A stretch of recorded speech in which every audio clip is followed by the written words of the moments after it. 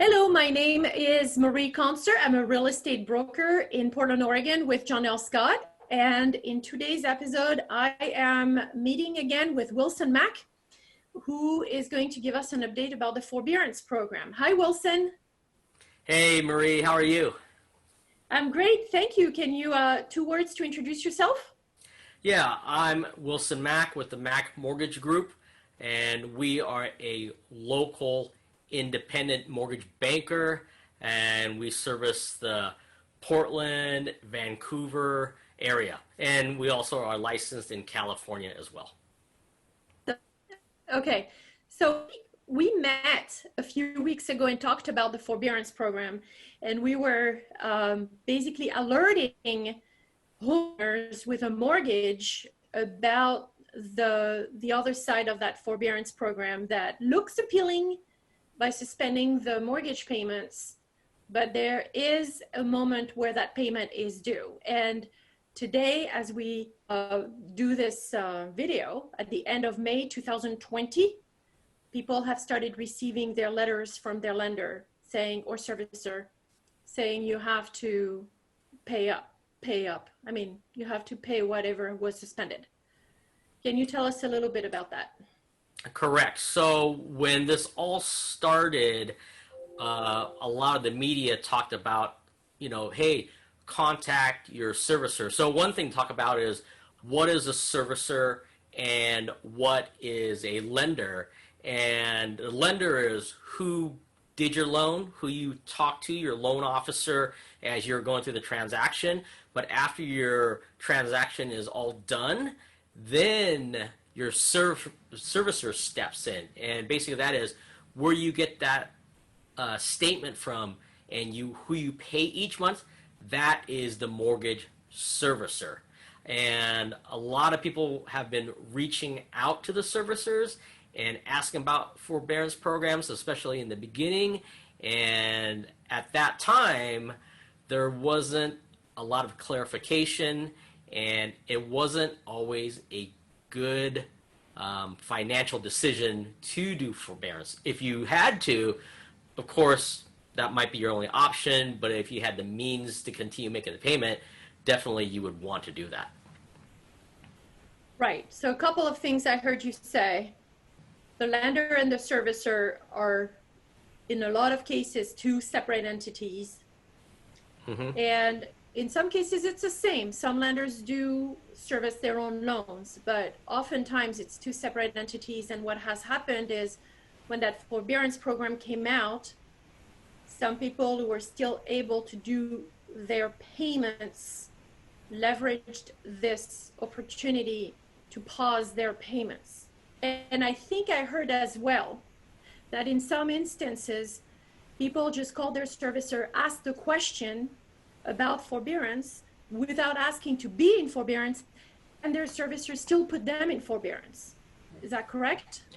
You're absolutely correct, and have been seeing this. So with new clients that are contacting myself and my team for refinances or purchases, we are seeing when we're pulling credit as part of the process of getting pre-approved, that there are some remarks underneath the lender section of that credit report, and it comes in all different flavors. It could show up as a loan modification, and some are very odd where it shows up as potential disaster. Not that a disaster happened, but they're just flagging something, so more investigation has to take place. Okay, so let's talk about different scenarios. Scenario number one,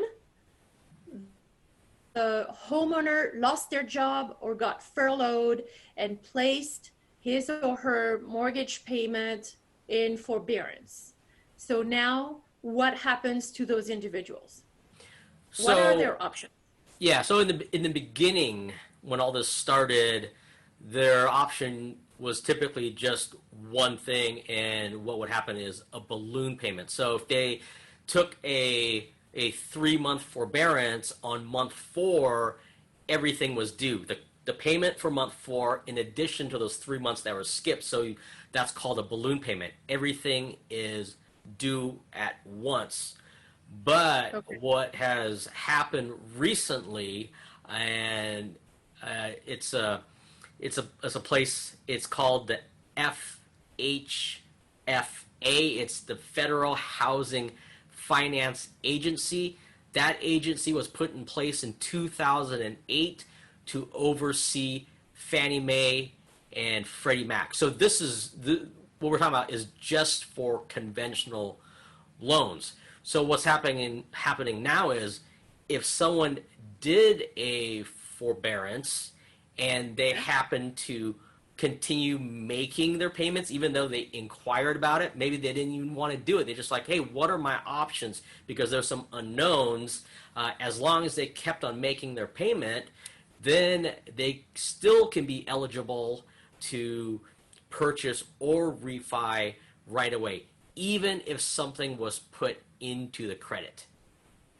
Got it. But if they have not made their payment because they could not financially, they either lost their job or they were furloughed, and they are not in a position to do that balloon payment, what other options do they have, or what is your advice? Should they connect with a lender? Should they connect with their servicer? What is it that it should be their first step? Their first step should be really talking to their servicer, since that is the people that are collecting the payment and where it's due, because the servicer is the one that sets up the forbearance plan. So now if they need it, they have options. It doesn't always have to be a balloon payment up front, or after that term is up. If they're skipping 3 months, at month 4 it doesn't have to be a balloon. It could be spread out through the remaining term of the loan, or it could be tacked on to the back in the form of such maybe a loan modification. So there are different options. And prior to this happening, if they did choose a forbearance, they would have to meet the negative seasoning time frame. So if they did the loan mod, they might have to wait X amount of years. Or if they did a short sale or foreclosure. I mean, it's been too short of a time to really know the impacts of the short sale and foreclosures, but we know at least the loan mod part, there would be some waiting period. But now, if someone chose to do the forbearance, they skipped the 3 months, they came up with the plan with the servicer. If they once they're back on track, once they make 3 payments, they are supposed to be able to refinance or purchase again, assuming that the credit score wasn't impacted. Got it. Lots of moving is what I am hearing. So yes, if they are in a situation where there is forbearance on their credit, their first should be to their lender or servicer if they have a servicer.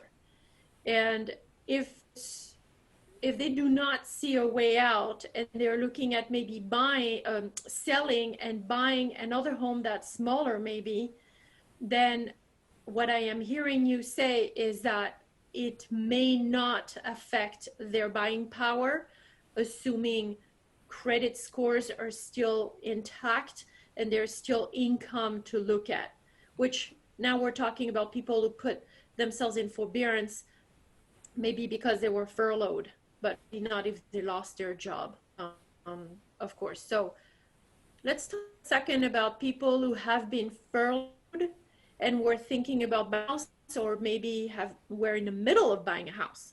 Mm-hmm.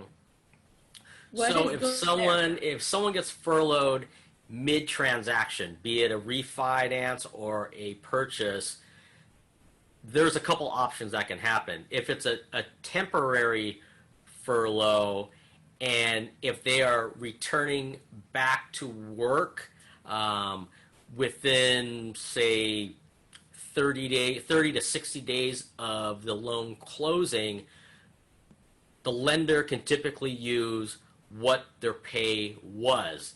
But we as lenders have to get verification from the employer that there is a date that they're going back to work, so we can figure out are they within that 30 to 60 day time frame once that transaction closes?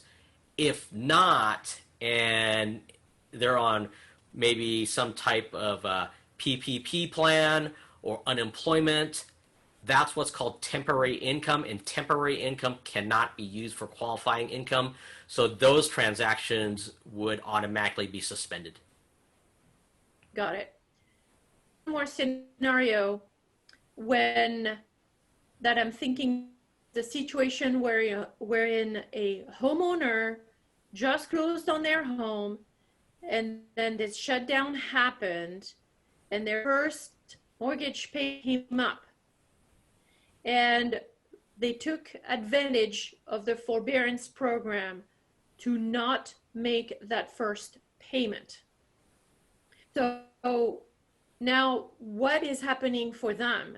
Are they in a different situation than someone who have been 4 years or 10 years into their mortgage? No, well, really, for the home buyer or the family that just refinanced, for them, it has actually no impact at all. It's more like what this term is called, it's a first payment default. So before the first payment was even made, then forbearance happened or they just didn't make the payment. It more affects things on the secondary market and the servicers being able to purchase the loans from the lenders. Then it was impacted where there would be basically what we call a scratch and dent sale, where that particular note for that mortgage would be heavily discounted because there was a first payment default.